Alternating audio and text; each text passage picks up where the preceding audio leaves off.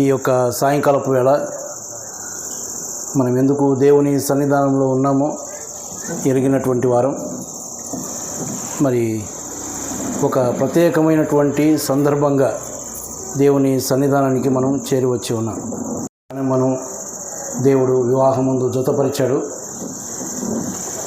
వారికి ఇచ్చినటువంటి సంతానంలో మొదటి సంతానమైనటువంటి నిర్మల జ్యోతి విషయంలో ఆమె యొక్క పుట్టిన దినంగా ఈ దినం మరి వారు జరుపుకుంటూ దేవుడు చేసినటువంటి మేలులకు దేవునికి స్తోత్రాలు చెల్లిస్తూ కృతజ్ఞతాపూర్వకంగా మరి సంఘముతో కూడా చేరి సంతోషించాలన్న ఒక ఉద్దేశం కలిగి ఈ యొక్క కూడికను ఏర్పాటు చేసుకున్నారు. ఆ సంగతి మనం ఎరిగి ఉన్నాం. 2 సంవత్సరాలు అయిపోయింది కదా. 2 సంవత్సరాలు దేవుడు తన మహాకృపలో జ్ఞాపకం చేసుకొని 3వ సంవత్సరంలోనికి అడుగు పెట్టించాడు. ఆ సందర్భాన్ని బట్టి మనం చేరి వచ్చి ఉన్నాం. ఈ సందర్భంగా నేను ఒక 2 వచనాలు చదివి ఈ పుట్టినరోజు సందర్భానికి తగినట్టుగా ఒక 2 మాటలు మాత్రమే నేను మాట్లాడిన తర్వాత ఇంకొక అంశానికి నేను వెళ్ళిపోదాం అనుకున్నాను దేవుడిచ్చిన తలంపును బట్టి. మొదటిదిగా కీర్తనల గ్రంథం 65వ కీర్తన, మనకు తెలిసినటువంటి భాగం ఇది. 65వ కీర్తన 11వ వచనం. సంవత్సరమును నీ దయా కిరీటము ధరింపజేసి ఉన్నావు, నీ జాడలు సారము వెదజల్లుచున్నవి. మరి ఒక మాట యోహాను సువార్త 11వ అధ్యాయం 5వ వచనాన్ని చదువుకున్నాం. యోహాను సువార్త 11వ అధ్యాయం 5వ వచనం. యేసు మార్తను ఆమె సహోదరుని లాజరును ప్రేమించాను. చిన్న మాట నేను కూడా ప్రార్థన చేస్తాను. కృపా కనికరం కలిగిన మా పరలోకపు తండ్రి, గొప్ప దేవా, ఈ సాయంకాలపు వేళ మాకు అనుగ్రహించిన ఈ మంచి సమయాన్ని బట్టి మీకు స్తోత్రాలు. సంఘముగా కుటుంబాలుగా మీ సన్నిధానంలోనికి చేరి వచ్చి మీ సన్నిధిలో గడపడానికి, మిమ్మల్ని కీర్తించడానికి, మిమ్మల్ని ఘనపరచడానికి ఇచ్చిన సమయాన్ని బట్టి మీకు స్తోత్రాలు చెల్లిస్తూ ఉన్నాను. ఈ సందర్భంగా ప్రభువా, మీరు ఇచ్చిన తలంపు మేరకు మీ గ్రంథంలో నుంచి 2 వచనాలు మేము చదువుకున్నాం. వాటిని మాకు ఆశీర్వదించి దయచేయండి. నిలబడినటువంటి నేను నిష్ప్రయోజకుడిని కనుక ప్రభువా, నన్ను మరుగు చేయండి. మీ మాటలు మా అందరికీ అందించి మా యొక్క ఆత్మలను సేదతీర్చమని మా ప్రభువును రక్షకుడునైన యేసుక్రీస్తు పేరట ప్రార్థించి వేడుకుంటున్నాం తండ్రి, ఆమేన్. మొదట మనం చదువుకున్నటువంటి భాగంలో 65వ కీర్తన 11వ వచనం. మరి ప్రతి పుట్టుక దినాన చాలామంది సేవకులు జ్ఞాపకం చేసే మాట ఇదే. సంవత్సరమును నీ దయా కిరీటము ధరింపజేసి ఉన్నావు, నీ జాడలు సారము వెదజల్లుచున్నవి. మనం చేరి వచ్చిన సందర్భాన్ని మనం జ్ఞాపకం చేసుకున్నాం. శ్రీకాంత్ను రానమ్మను దేవుడు ఆశీర్వదించి ఇచ్చిన సంతానం, మొదటి సంతానం నిర్మల జ్యోతి విషయంలో 2 సంవత్సరాలు దేవుడు కాపాడి ఉన్నాడు. సంవత్సరమును దయా కిరీటముగా ధరింపజేశాడు అని. ఒక సంవత్సరం కాదు, 2 సంవత్సరాలు దేవుడు తన యొక్క దయను కిరీటముగా ధరింపజేశాడు. ఆయన యొక్క దయ అనేది లేకపోతే మన పరిస్థితులు ఎలాగుంటాయో మనము ఎరగవలసిన వారు. చాలాసార్లు ఇది ఎరగడం లేదు. మనం మాటల్లో చెప్పుకుంటున్నాం కానీ మన క్రియల్లో కనపడడం లేదు. అది చాలా విచారకరమైనటువంటి సంగతి. దేవుడు కొన్నిసార్లు ఆలోచన చేస్తే, ఒకసారి నేను వారిద్దరికే తల్లిదండ్రులైనటువంటి శ్రీకాంత్కు రానమ్మకు వేసే ఒక ప్రశ్న ఏంటంటే, 2 సంవత్సరాలు దేవుడు ఆ బిడ్డను కాపాడాడు కదా, 2 సంవత్సరాలు అంటే ఎన్ని దినాలు?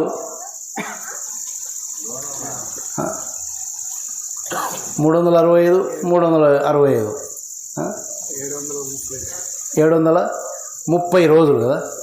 730 రోజుల్లో మీ ఇద్దరు కలిసి దేవుని సన్నిధిలో మోకరించి మీకోసమైతేనేమి ఆ బిడ్డ కోసమైతేనేమి ఎన్నిసార్లు ప్రార్థన చేశారో అది మీరే ప్రశ్న వేసుకోండి. నిజంగా మీ యొక్క భక్తి జీవితాన్ని చూచి దేవుడు ఆ బిడ్డను కాపాడినాడా, లేక మీ ప్రార్థనను బట్టి దేవుడు కాపాడినాడా, లేక కేవలం ఆయన దయన? మీరు ఒకసారి ఆలోచన చేయాలి. ఆయన దయ మాత్రమే కదా. సరే, ఆయన దయ ఎప్పుడు ఉంటుంది, మంచిదే. మరి మన బాధ్యత లేదా? ప్రార్థన చేయాల్సిన అవసరం మనకు లేదా? ఖచ్చితంగా మనం చేయాలి. ఇందులో ఎంత లోటు పడి ఉన్నామో మనమే ఆలోచన చేయాలి. నాకు తెలియదు, నాకు ఈ ప్రార్థనకు కొంచెం ముందు తెలిసింది ఆ పాపకు జరిగినటువంటి అపాయం ఎంత గొప్పదో. ఆయన యొక్క దయ కిరీటముగా లేకపోతే మన పరిస్థితి ఏంటో ఆలోచించాలి. ఈ పాటికి ఈ యొక్క స్థలంలో దుఃఖం ఉండేది, భయంకరమైన దుఃఖం ఉండవలసిన పరిస్థితి. ఆయన దయ, మరి ఆయన అంత దయ మన పట్ల చూపిస్తూ ఉంటే ఆయన విషయంలో మనం ఎలాగున్నామో ఒకసారి ఆలోచన చేసుకోవాలి. నిజంగా ఆయనకు తగినట్టుగా మనం జీవిస్తూ ఉన్నామా? పాపము అంటే ఏంటో తెలుసా? ఆజ్ఞ అతిక్రమం. పాపం అంటే దేవుని యొక్క మాటలను తిరస్కరించడం, దేవుని మాటల ప్రకారం నడుచుకోకపోవడమే పాపం. మరి నడుచుకుంటూ ఉన్నామా? ఇవన్నీ పరీక్ష చేసుకోవడానికి దేవుడు ఇచ్చిన సమయం. దాన్ని బట్టి మనం ఈరోజు ఇలాగా ఉన్నాం. ఇంతకంటే ఇంకోటి లేదు. కాబట్టి మీ ఇద్దరు ఈ ప్రశ్న వేసుకున్నాక కనీసం ఒక తీర్మానం ఈరోజు తీసుకోవాలి. ఇద్దరు బిడ్డలను దేవుడు ఇచ్చాడు, వారిద్దరిని ఏ విధంగా ఇచ్చాడో మాకంటే మీకే బాగా తెలుసు. కాబట్టి వారిద్దరి కోసం కుటుంబంగా మీరు ప్రార్థనలో గడపాలి, దేవునికి అప్పగించాలా. అంత మాత్రమే కాదు, వారిద్దరిని కూడా దేవుని అందరి భయభక్తుల్లో పెంచాలి. వారిలో మనం చూడవలసిన అందము శరీర సంబంధమైన అందం కాదు, ఆత్మీయమైనటువంటి అందం. లోకస్తులకు మనకు వ్యత్యాసం ఉండాలి. దేవుని పిల్లలుగా మనము దేవుని పిల్లలాగా ఉండకపోతే దేవుడు దుఃఖపడతాడు.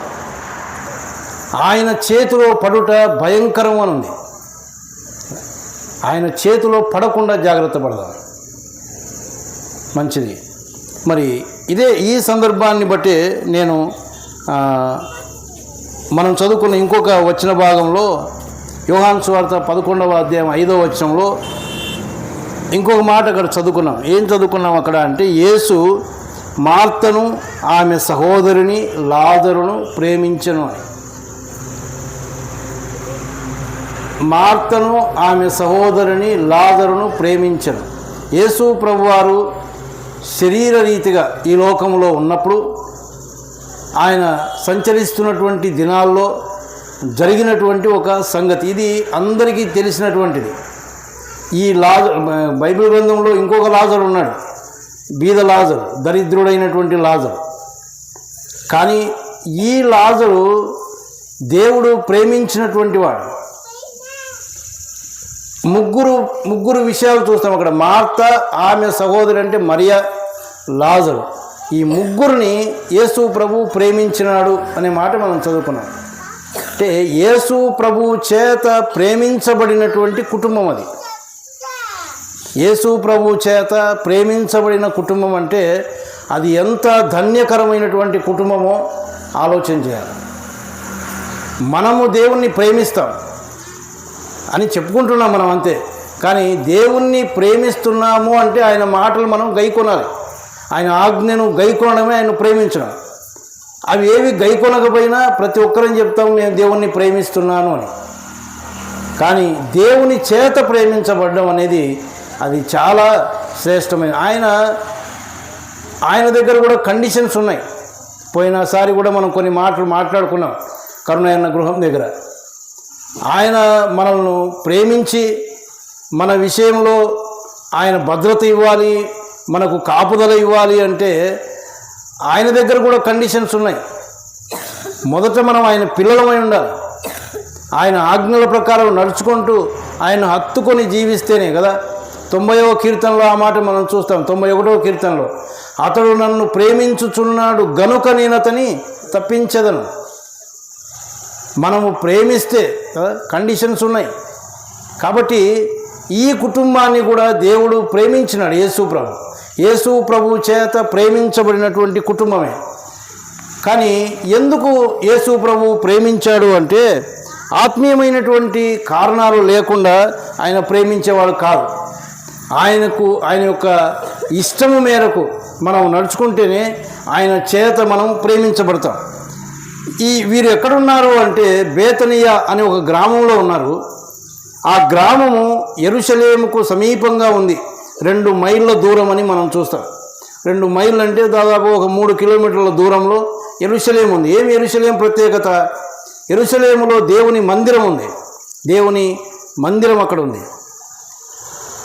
మరి ఒక సంగతి మనం ఆలోచన చేస్తే ఈ బేతనియా గ్రామం ఎక్కడుంది అంటే యెరూషలేము నుంచి యెరికోకు వెళ్ళే దారిలో ఉంది.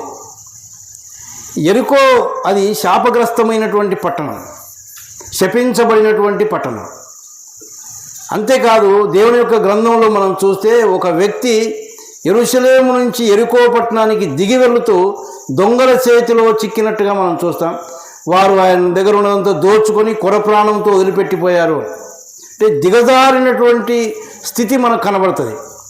ఆ యెరికో గుండా అనేక మంది వెళ్తూ ఉన్నారు, దిగజారి వెళ్ళిపోతూ ఉన్నారు.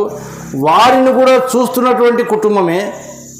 కానీ వారిలాగా లేకుండా దేవుని యొక్క మందిరాన్ని, దేవుని యొక్క సన్నిధిని ప్రేమించినటువంటి వారుగా మనకి ఈ కుటుంబం కనబడుతుంది.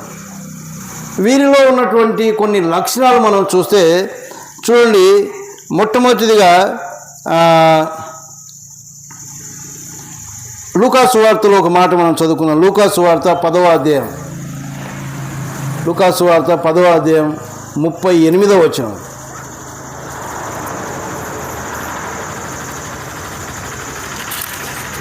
లూకా సువార్త 10:38.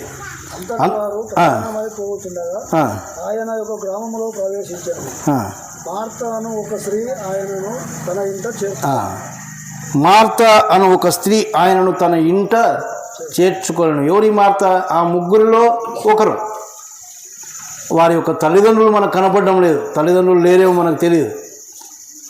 వారు ముగ్గురే ఉన్నారు. ఆ ముగ్గురిలో ఒకరైనటువంటి మార్తా ఆయనను తన ఇంటిలో చేర్చుకొనింది అని మనం చూస్తాం. ఆయన ప్రయాణమైపోచుండగా ఆయన గ్రామంలోనికి వచ్చాడు. ఆ గ్రామంలో ప్రవేశించినప్పుడు ఈ మార్త వెళ్ళి ఆయనను తన ఇంట చేర్చుకొనింది. ఇది మొట్టమొదటి సంగతి. దేవుడు యేసు ప్రభు వారిని ప్రేమించడానికి గల కారణం ఏంటి అంటే వారు ఆయనను తమ ఇంట చేర్చుకున్నారు. యేసు ప్రభువును ఇంటిలో చేర్చుకోవడం అనేది అది ఆశీర్వాదకరమైనటువంటి సంగతి. లూకా సువార్త 19వ అధ్యాయంలో జక్కయ్యను గురించి మనం చూస్తాం. ఆయన ఎవరో అని చూడగోరాడు, కానీ యేసు ప్రభు ఆయన ఇంటిలోనికే వెళ్ళాడు. ఇంటిలోనికి వెళ్ళడం వలన ఆ ఇంటికి ఏమి దొరికింది అంటే రక్షణ దొరికింది, ఆ ఇంటికి సంతోషం దొరికింది, ఆ ఇంటిలో మార్పు కలిగినటువంటి జీవితం మనం చూస్తాం. కాబట్టి ఈ మార్త ఆయనను ఇంటిలో చేర్చుకుంది అంటే ఆ ఇంటికి ఏం దొరికింది? రక్షణ దొరికింది. ఆ ఇంటిలో అందరూ దేవునిలో ఉన్నటువంటి వారుగా మనకు కనిపిస్తూ ఉన్నారు. మొట్టమొదటి సంగతి అది. తర్వాత ఇంటిలో చేర్చుకోవడం అంటే వారిని ప్రేమించడం. యేసు ప్రభువును ప్రేమించి ఇంటిలో పిలుచుకుందామే. దారిని పోయే వారిని అందరినీ ఎవరు పిలుచుకోరు. ఆయనను గురించినటువంటి సంగతులు ఎరిగి ఆయన మీద ఉన్నటువంటి ప్రేమతో ఆయనను తన ఇంటికి ఆహ్వానించింది. ఇంకా మనము ఆలోచిస్తే యేసు ప్రభు వారు అప్పటికే ఆయన వెళ్తూ ఉన్నాడంటే జన సమూహం ఆయనతో పాటు వెళ్తూ ఉంది. ఈ బేతనియా అంటే బీదల ఇల్లు అనే ఒక అర్థం కలిగినటువంటిది. ఒకవేళ వారు బీదవారేమో మనకు తెలియదు, కానీ యేసు ప్రభువుతో ఉన్నటువంటి జన సమూహంలో ఎంతమంది ఆ ఇంట్లోకి వచ్చింటారో తెలియదు. ఆయన ఒక్కడు లోపలికి వస్తే ఆయనతో పాటు ఎంతమంది వస్తారో. ఈనాడు ఒకవేళ ఒక రాజకీయవేత్త ఎవరో చంద్రబాబు నాయుడు, జగన్మోహన్ రెడ్డి ఆయన మన ఇంటికి పిలిస్తే ఆయన ఒక్కడిగా ఆయనతో పాటు ఎంతమంది దూరుతారో తెలియదు. అంటే అంతమంది ఆ ఇంటిలో వస్తారని తెలిసి కూడా ఎవరి కోసం పిలిచింది? యేసు ప్రభువుని కోసం పిలిచింది. ఆమెకి ఎంత ప్రేమ ఉందో ఆ సంగతి ఎరిగినటువంటి వాడు యేసు ప్రభు. ఆయన మన హృదయాన్ని చూచేవాడు. మనకెంత ఆశ ఉందా అని. ఈనాడు యేసు ప్రభు మన ఇంటిలో ఉన్నాడా? ప్రశ్న వేసుకుందాం. యేసు ప్రభు మన ఇంటిలో ఉంటే మన ఇంటికి రక్షణ వచ్చిందా? మనం రక్షించబడ్డామా? యేసు ప్రభు మన ఇంటికి వచ్చింటే మనలో మార్పు ఏమైనా ఉందా? మన జీవితంలో మార్పు కనిపిస్తూ ఉందా? ఇంతకు పూర్వము ఇప్పుడు మనము బేరీజు వేసుకుంటే మన జీవితంలో మార్పు కనిపిస్తూ ఉందా? మార్పు లేకపోతే ఆయన మన ఇంటికి రాలేదనే అర్థం. ఆనాడు వారు ఆయన ఇంటికి చేర్చుకున్నారు. అది మొట్టమొదటి సంగతి.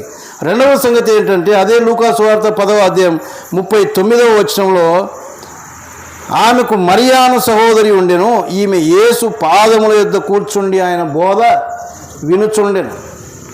నేను ఇందాకే అన్నాను, యేసు ప్రభు ఒక్కరు రాలేదు. ఆయన శిష్యులు లోపలికి వచ్చారేమో, ఆయనతో పాటు ఎంతమంది లోపలికి వచ్చారో తెలియదు. ఇప్పుడు మరియమ్మ ఎక్కడ కూర్చొని? యేసు ప్రభు యొక్క పాదముల దగ్గర కూర్చొని ఆయన మాటలు వింటా ఉంది. మనం ఇంత చిన్న గుంపు ఉన్నాం ఇక్కడ కదా, ఒకరిద్దరు మాట్లాడితే కష్టం మనం భరించడం. ఇంకా నా మాటలు మీకు వినపడవు. అంతమంది లోపల ఉన్నప్పుడు ఆమె పాదాల దగ్గర కూర్చొని అంటే బహుశ్రద్ధగా మనసు పెట్టి దేవుని మాటలు ఆలకిస్తూ ఉంది. దేవుని మాటల పట్ల ఆమెకున్నటువంటి శ్రద్ధ మనం చూస్తాం. యేసు ప్రభు చూచేది అదే. పిలుచుకున్నావు మంచిదే, ఇంటిలోకి పిలుచుకున్నావు మంచిదే. ఆయన మాటలు వింటూ ఉన్నావా? ఈనాడు ఆయన ఆహ్వానించుకున్నాం, ఆయన మాటలు మన చెవులోకి పోతూ ఉన్నాయా అంటే తెలియదు కదా. కొన్నిసార్లు మనమే మాట్లాడుకుంటూ ఉంటాం. మరి పిలిచింది ఎందుకు యేసు ప్రభువును? కూడిక పెట్టడం అంటే యేసు ప్రభువును పిలుచుకోవడమే. ఆయన పిలిచింది ఎందుకు? ఏదైనా అర్థం ఉందా లేదా? ఆయన చేసిన మేలులను జ్ఞాపకం చేసుకొని పెట్టుకున్నాం. మరి ఆ సందర్భంగా ఆయన మనతో మాట్లాడాలని ఉన్నాడు. ఆయన మనతో మాట్లాడుతూ ఉంటే ఆయన మాటలు వింటూ ఉన్నామా? శ్రద్ధగా చెవి పెట్టి ఆలకిస్తూ ఉన్నామా? అన్నాడు మరియమ్మ శ్రద్ధగా వింటూ ఉంది. యేసు ప్రభు యొక్క పాదాల దగ్గర కూర్చుంది. అందుకే యేసు ప్రభు ఆ కుటుంబాన్ని ప్రేమించినాడు. యేసు ప్రభు చేత ఎందుకు ఆ కుటుంబం ప్రేమించబడింది అంటే ఆ బేతనీయ గ్రామంలో ఎందరున్నారో తెలియదు. మార్త మాత్రం ఆయన ఆ ఊరిలోకి ప్రవేశించగానే పరిగెత్తుకొని వెళ్ళి ఇంటికి పిలుచుకొచ్చుకుంది. మరియమ్మ ఏం చేస్తూ ఉంది? మరియమ్మ ఆయన పాదాల దగ్గర కూర్చొని ఆయన ఒక బోధ వింటా ఉంది. అలాగని మార్తమ్మ ఏం చేస్తూ ఉంది? మార్తమ్మ కూడా లోపలికి పోయి యేసు ప్రభుకి ఏం పెడదామా, యేసు ప్రభు శిష్యులు వచ్చినారు వాళ్ళకేం పెడదామా, ఆమె ఆలోచన ఆమెది. మొత్తానికి వారందరికీ ఏదో యేసు ప్రభు కోసం ఏమేదో చేయాలా అని ఒక ఆశ కలిగి ఉన్నారు వాళ్ళు. ఆ మనస్సు ఎరిగినటువంటి వాడు దేవుడు. యేసు ప్రభుకి అది అర్థమైంది. ఆ కుటుంబంకు ఆయన పట్ల ఎంత ప్రేమ ఉందో, వారు ఎంత ప్రేమిస్తున్నారో అర్థమైంది. అందుకోసమే ఆయన ఆ కుటుంబాన్ని ప్రేమించినటువంటిగా మనం చూస్తాం. తర్వాత అవి మన 10:40లో ఆమె చేస్తున్నటువంటి పరిచర్య మనం చూస్తాం. అక్కడే కాదు, యోహాను సువార్త 11వ అధ్యాయంలో కూడా 12వ అధ్యాయంలో కూడా ఆమె ఉపచారము చేయుచుండెను అని ఆమెను గురించి మనం చదువుతాం. యోహాను సువార్త 12వ అధ్యాయం 3వ వచనంలో మార్త యేసు ప్రభు ఉపచారం చేస్తూ ఉంది అని. ఆమె ఒక పనిని ఎన్నుకుంది. పరిచర్య అనేది ఆమెకు ఇష్టమైందేమో. యేసు ప్రభుని ఇంటిలోనికి పిలుచుకున్నప్పుడు పోయి పరిచర్య చేస్తూ ఉంది. ఆరాధన సమయంలో మరియమ్మ పాదాల దగ్గర కూర్చొని ఆరాధిస్తూ ఉంటే ఆమె ఉపచారం చేస్తూ ఉంది. అంటే ఏవి అవసరమో వాటిని అందిస్తూ ఉంది. ఇవన్నీ ఎవరు గమనిస్తూ ఉన్నారు? యేసు ప్రభు గమనిస్తూ ఉన్నాడు. 2-3 నా నామములు ఎక్కడ కూడి ఉంటారో వారి మధ్యలో ఉంటానన్నాడు ఆయన కదా. ప్రకటన గ్రంథంలోనికి వస్తే సంఘముల మధ్య సంచరిస్తున్నటువంటి వాడు అని ఆయన సంచరిస్తూ ఉన్నాడు. మన మధ్యలో సంచరిస్తూ మనలందరినీ పరిశీలన చేస్తూ ఉన్నాడు. మనం ఇక్కడ కూర్చున్నాం, కానీ మన ఆలోచనలు ఎలా ఉన్నాయో, మనం అసలు దేవుని మాటల పట్ల శ్రద్ధ కలిగి ఉన్నామా లేదా, ఇవన్నీ కూడా ఆయన చూస్తూ ఉన్నాడు. ఆ కుటుంబం చూపేటటువంటి ప్రేమను ఆయన చూస్తూ ఉన్నాడు. ఇంట్లోకి రావడం ఆలస్యం, మార్తమ్మ లోపలికి పోయి ప్రయాసపడతా ఉంది. మరియమ్మ ఆయన పాదాల దగ్గర కూర్చొని ఆయన వాక్యం వింటూ ఉంది. ఆ తర్వాత ఆ మరియమ్మ ఆరాధన చేస్తూ ఉంటే ఆమె ఉపచారం చేస్తూ ఉంది. ఇవన్నీ కూడా గమనిస్తూ ఉన్నాడు. అందుకోసమే ఆయనకు ఆ కుటుంబం మీద ప్రేమ, వారి యేసు ప్రభు చేత ప్రేమించబడినటువంటి ఒక కుటుంబంగా మనం చూస్తాం. తర్వాత యోహాను సువార్త 11వ అధ్యాయం 3వ వచనంలో మనం చూస్తే 11వ అధ్యాయం 3వ వచనము, అతని అక్క చెల్లెండ్రు ప్రభువా ఇదిగో నీవు ప్రేమించువాడు రోగి అయి ఉన్నాడని ఆయన యుద్ధకు వర్తమానం పంపిరి. ఇంతగా ప్రేమించినటువంటి లాజరు రోగంతో ఉన్నాడు. అప్పుడు వాళ్ళు ఏం చేస్తూ ఉన్నారు? ఒకవేళ మన ఇంటిలోనే రోగం వచ్చింది అనుకుందాం, మనం కూడా ప్రభువుని నమ్ముకున్నాం, ఆయన పిల్లలమని చెప్పుకుంటా ఉన్నాం.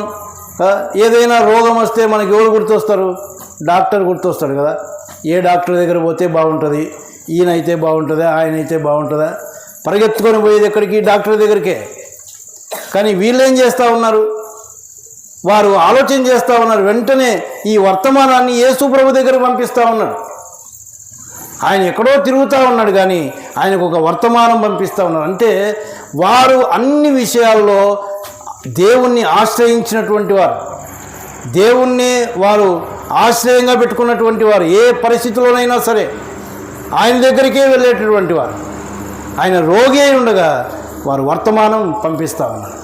కొత్త నిబంధన గ్రంథంలో యోహాను సువార్త యాకోబు పత్రిక 5:14లో మీలో ఎవడైనానో రోగి అయి ఉన్నాడా అతడు సంఘపు పెద్దలను పిలిపింపవలను అన్నాడు. రోగంగా ఉన్నప్పుడు ఆనాడు యేసు ప్రభు ఉంటే యేసు ప్రభు దగ్గరికి వర్తమానం పంపారు. ఇప్పుడు ఎక్కడికి పంపాలి వర్తమానం? సంఘ పెద్దల దగ్గరికి, లేక సంఘ సేవకుని దగ్గరికి. ఉందా మనకి అలవాటు? ఆలోచన చేసుకుందాం. ఉందా అలవాటు? డాక్టర్ గుర్తొస్తాడే కానీ దేవుడు గుర్తురాడు, దేవుని సేవకుడు గుర్తురాడు, సంఘ పెద్దలు కూడా గుర్తురాడు. ఒకవేళ వాళ్ళ ఇంటికి పోలేదనుకో, అప్పుడేమంటారు? మాకు బాగాలేకపోతే మా ఇంటికి రా. వర్తమానమే తెలియదు. వాళ్ళని పిలిపింపవాలంటే పిలిపించుకోవాలి, మనమే పిలిపించుకోవాలి వాళ్ళని. వాళ్ళు వచ్చి ప్రార్థన చేయాలి. అది దేవుని యొక్క వాక్యం చెప్తున్నటువంటిది. ఈ యొక్క కుటుంబము అన్ని విషయాల్లో దేవుణ్ణి ఆశ్రయిస్తూ ఉంది, దేవుని మీదనే ఆధారపడి ఉంది. దేవుడు ఇవన్నీ చూస్తూ ఉన్నాడు, ఆయన అన్నీ గమనించేటటువంటి వాడు. అందుకే ఆ కుటుంబం మీద ఆయనకు ప్రేమ, ఆయన చేత ప్రేమించబడినటువంటి కుటుంబం. ఐదవదిగా మనం చూస్తే చూడండి, 4 విషయాలు చూసుకున్నాం. ఐదవదిగా అదే 11వ అధ్యాయం యోహాను సువార్త 11వ అధ్యాయం 19వ వచనం, గనుక యూదులలో అనేకులు వారి సహోదరుని గూర్చి మార్తను మరియను ఓదార్చుటకై వారి యొద్దకు వచ్చి ఉండిరి అన్నాడు. పైన 17వ వచనం మనం చూస్తే యేసు వచ్చి అది వరకే అతడు 4 దినములు సమాధిలో ఉండినని తెలుసుకొనెను. అంటే ఆ పైన అంతా మనం చదివితే యేసు ప్రభు దగ్గరికి వర్తమానం పంపిస్తే ఆయన కావాలనే ఇంకా కొంత ఆలస్యం చేసి వచ్చినట్టుగా మనం చూస్తాం. లాజరుకు వచ్చిన రోగము దేవుని యొక్క మహిమార్థమే వచ్చింది అని చెప్పి ఆయన ఆలస్యంగా వచ్చాడు. ఆయన వచ్చేసరికి సమాధిలో పెట్టి 4 దినాలు అయిపోయింది. ఒక చనిపోయిన ఇంటిని గురించి మనం ఆలోచన చేస్తే, ఆ చనిపోయిన రోజు అక్కడ అందరూ ఉంటారు. చనిపోయి సమాధి చేసిన తర్వాత ఇంకెంతమంది ఉంటారు? ఇంకా కొంతమంది అక్కడ కనిపించేది. ఇంకా ఈ దినాల్లో క్రైస్తవులు అనబడేవారే కానీ చాలా విచారకరమైన సంగతి ఏంటంటే, మొన్న మా వాళ్ళు ఒకరు చనిపోయినారు. చనిపోతే సొంత కూతురు లేదు, వెళ్ళిపోయింది. ఏమంటే ఉండకూడదు అంటాను. మనం ఎవరు? దేవుని పిల్లలం మళ్ళీ కదా. ఈ చట్టాలన్నీ ఏ గ్రంథంలో రాయబడ్డాయో మనకు తెలియదు, ఏ పత్రికలో ఉందో, ఏ అధ్యాయంలో ఉందో మనకు తెలియదు. ఎవరు లేరు అక్కడ. కొంతమంది ఉన్నారు, ఆ కొడుకు, ఆమె చెల్లెలు, వాళ్ళు మాత్రమే ఉన్నారు. కానీ లాజరు చనిపోయి సమాధి చేయబడి 4 దినాలు అయింది. కానీ అక్కడ చూస్తే ఎంతమంది యూదులు అనేకులు వారిని ఓదార్చడానికే అక్కడ ఉన్నారు. అంటే మనకి ఏమర్థమవుతా ఉంది అంటే, మంచి సాక్ష్యము కలిగినటువంటి కుటుంబం. తల్లిదండ్రులు లేరు వాళ్ళకు, మార్తా, మరియా, లాజరు, వీరు ముగ్గురే ఉన్నారు. కానీ ఎంత మంచి సాక్ష్యం ఉందో తెలియదు. అందుకోసమే యూదులంటే ఎవరు? దేవుని పిల్లలు, అన్యులు కాదు. దేవుని పిల్లలు వారిని ఓదార్చడానికి ఇంకా అక్కడే ఉన్నారు. 4 దినాలు అయిపోయినా కానీ వాళ్ళు వదిలిపెట్టిపోవడం లేదు. ఎంత ప్రేమ సంపాదించుకున్నారు, ఎంత సాక్ష్యం సంపాదించుకున్నారు వాళ్ళు. మనకుందా సాక్ష్యం? ఇలాంటి సాక్ష్యం మనకుందా?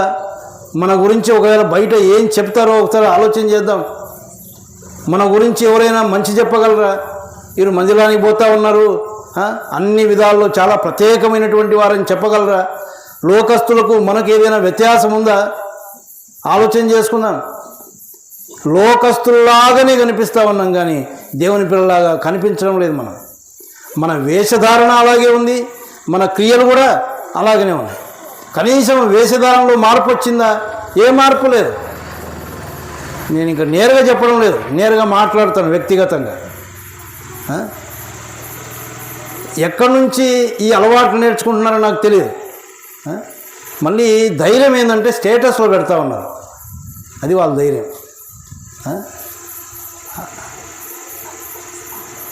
ఎందుకు మనకి ఇంకా దేవుని పట్ల మనకు భయం ఉందా? దేవుని పిల్లలం మన యొక్క అలంకరణ ఎలాగుంది? చాలా విచారకరమైనటువంటి సంగతి. మరి దేవుని చేత మనం ప్రేమించబడగలమా అంటే మనమే ఆలోచన చేయాలి. దేవుని చేత ప్రేమించబడే కుటుంబంలో ఉండే లక్షణాలు మనం చూస్తూ ఉన్నాం. మొట్టమొదటిదిగా ఇంటిలో చేర్చుకున్నారు. ఎంతోమంది ఉన్నారు ఆ గ్రామంలో. ఆయన ప్రవేశించగానే పోయి ఇంటిలో చేర్చుకున్నారు. ఆయన పాదాల దగ్గర కూర్చొని ఆయన మాటలు శ్రద్ధగా ఆలకిస్తూ ఉన్నారు. ఆయన కోసం పరిచర్య చేస్తూ ఉన్నారు. ఒక మంచి సాక్ష్యం సంపాదించుకున్నారు కదా. ఆ తర్వాత ప్రతి విషయంలో ఆయన్నే ఆశ్రయిస్తూ ఉన్నారు. ఇది ఆ కుటుంబంలో ఉన్నటువంటి ఆత్మీయమైనటువంటి లక్షణాలు. అందుకోసమే యేసు ప్రభు చేత వారు ప్రేమించబడినట్టుగా మనం చూస్తూ ఉన్నాం. తర్వాత ఈ కుటుంబం గురించి మనం ఆలోచన చేస్తే, ఆ కుటుంబంలో జరిగినటువంటి ఒక గొప్ప అద్భుత కార్యం మనం ఎరిగి ఉన్నాం. యేసు ప్రభు చేత ప్రేమించబడిన కారణాన్ని బట్టి ఆయన సమాధిలో ఉన్నటువంటి లాజరు, ఎంతకాలం మీద సమాధిలో ఉండబట్టి 4 రోజులైంది. సొంత మరి సహోదరి అంటా ఉంది, ఆ రాయి తీయమంటే కంపు కొడతాడేమో యేసయ్య అంటా ఉంది కదా, ఎందుకు తీయాలో వద్దులే అని. కానీ దేవుడు యేసు ప్రభు ఆయనను లేపినట్టుగా మనం చూస్తాం. సమాధిలో నుంచి లేపాడు.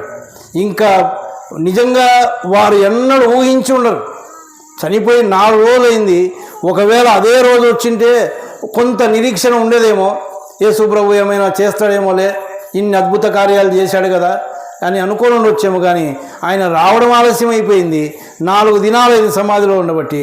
ఇంకా ఏ మాత్రం నిరీక్షణ లేదు, అసలు ఆ ఆలోచనే లేదు. కానీ వారు యేసు ప్రభు చేత ప్రేమించబడ్డారు కనుక ఆయన ప్రతిదీ ఎరిగినటువంటి వాడు.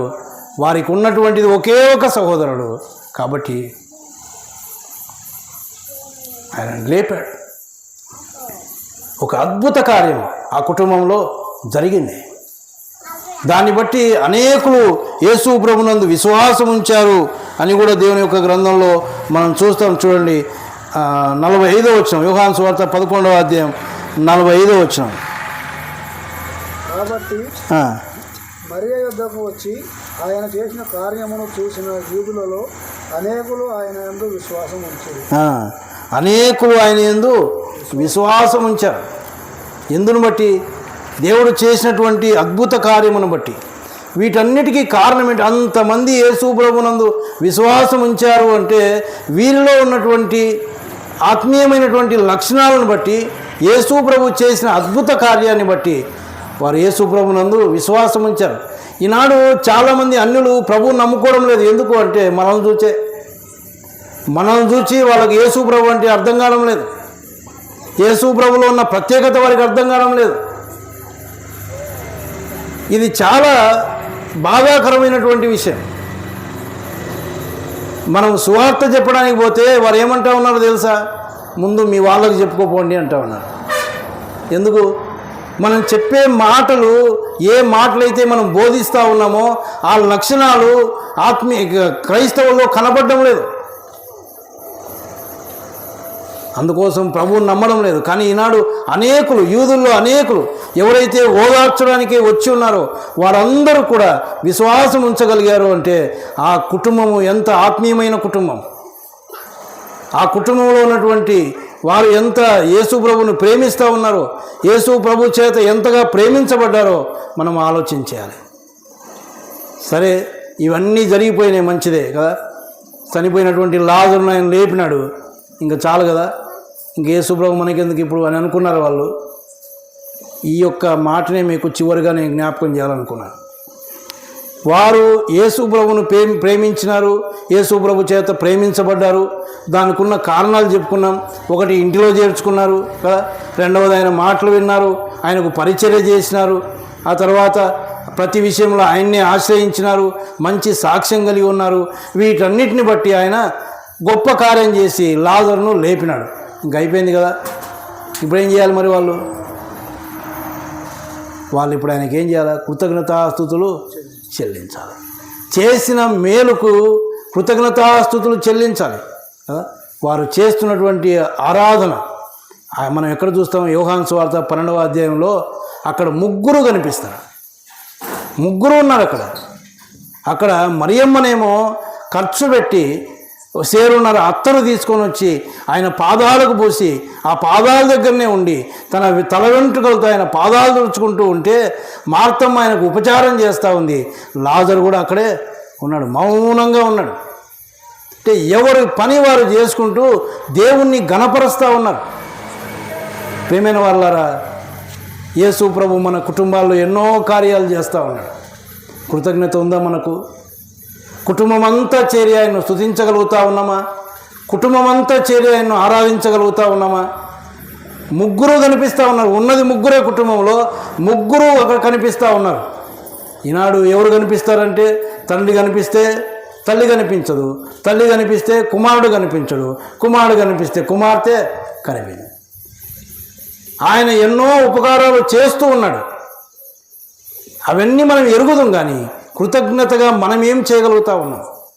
కృతజ్ఞతగా ఆయన్ను మనం ఎంత ప్రేమిస్తూ ఉన్నాం, ఆయన ఎంత ఆరాధిస్తూ ఉన్నాం, ఎంత ఘనపరుస్తూ ఉన్నాం.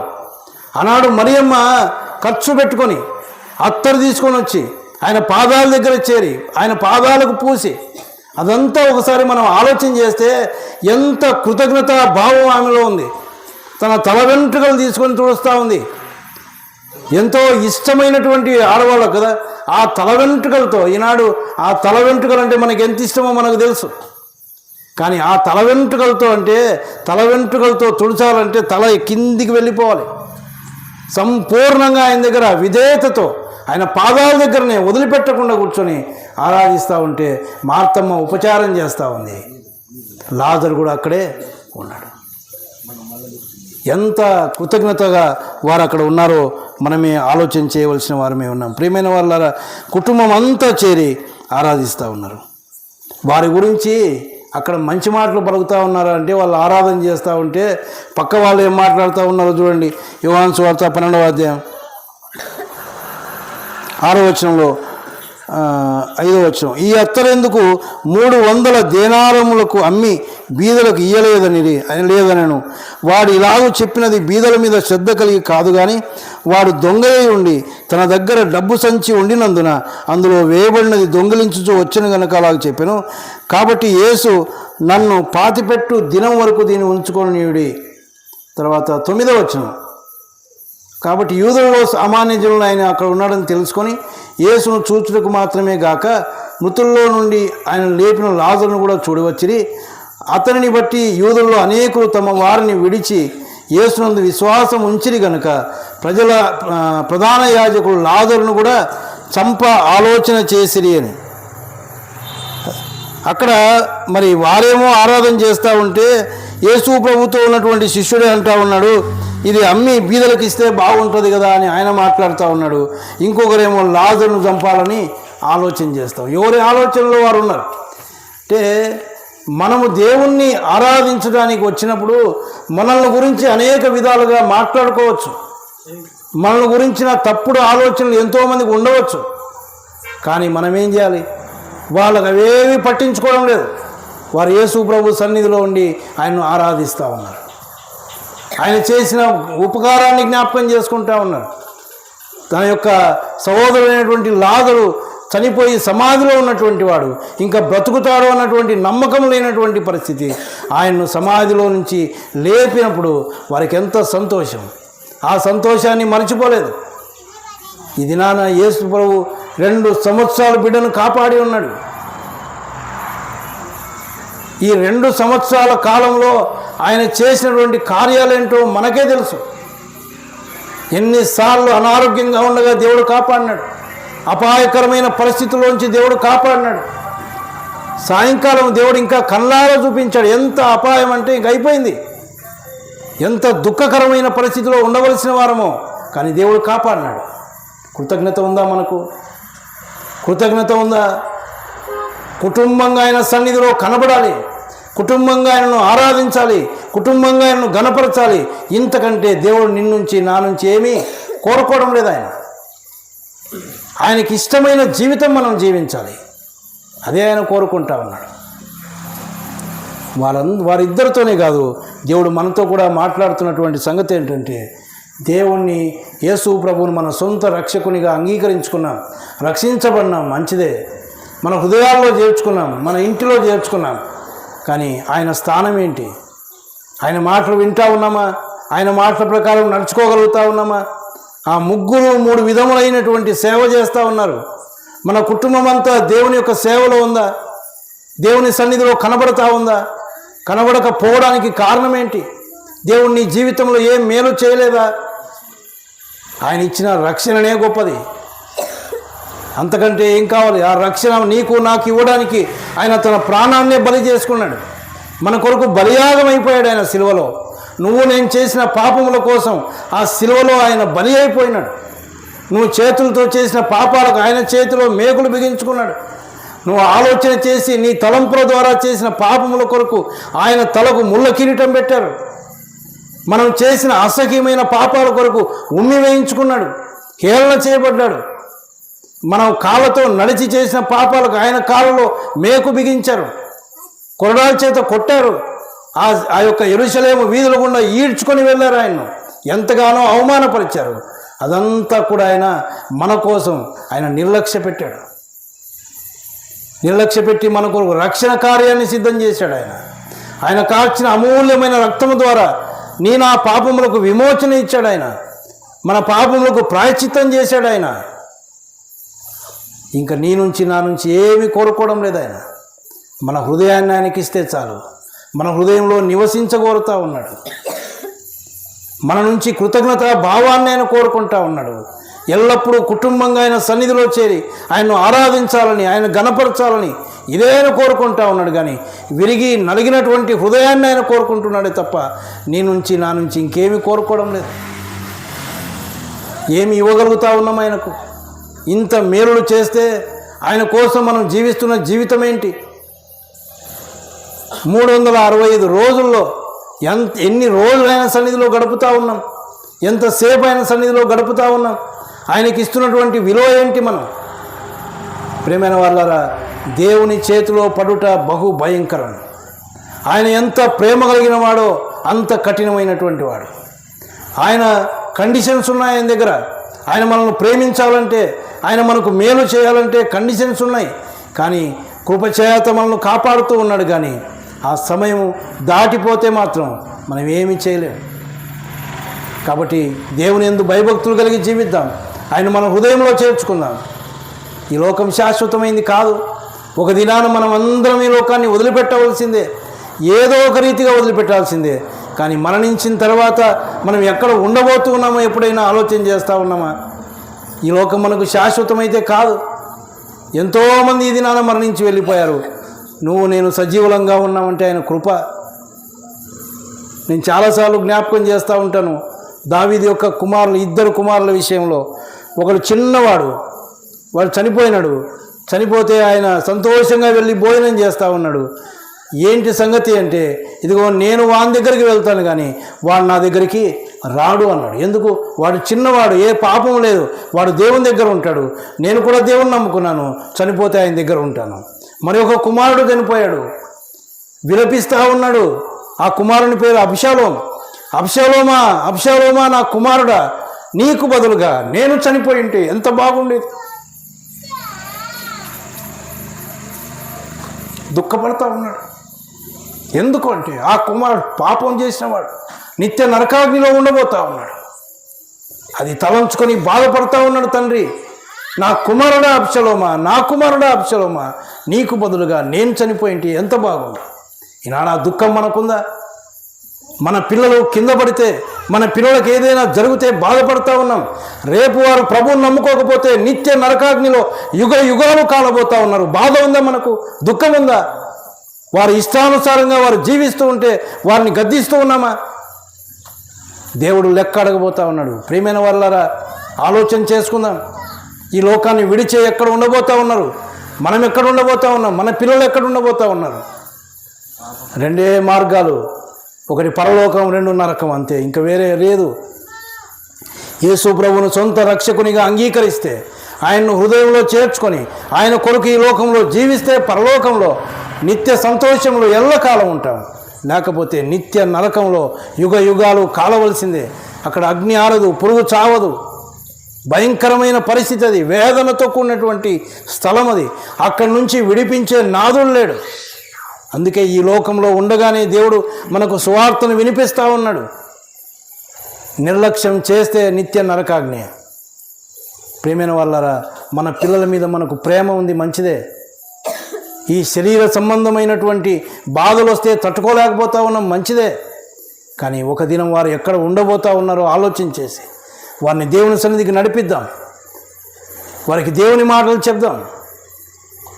ఉదయం నుంచి సాయంత్రం వరకు ఈరోజు కదా మన పిల్లలతో మనం ఏం మాట్లాడినామో ఒకసారి ఆలోచన చేసుకుందాం.